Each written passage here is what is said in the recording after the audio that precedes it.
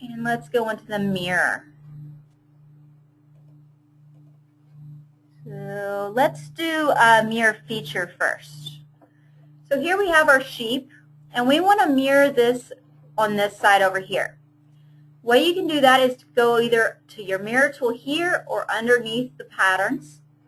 Instead of giving it an edge to follow, I'm going to give it a plane to hang my mirror on. So if you think of it as a wall where you're going to hang a mirror, that's basically what we're doing. This is the wall. I'm going to use my right plane, goes through my part, to hang my mirror, and then tell it which feature I want to pattern, which in this case is going to be Cut Extrude 1.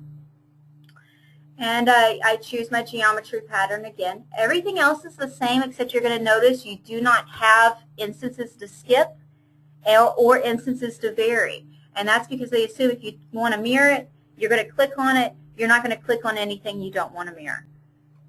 Say OK to that, and we have our mirror. Let's take that a step further and do that mirror again. But this time, we want to mirror a body. And the reason we're going to do this is we want some symmetry in our model. So here we have the left side. Now we want to get the right side. So I'm going to go do my mirror. This time I'm going to hang my mirror on this face right here.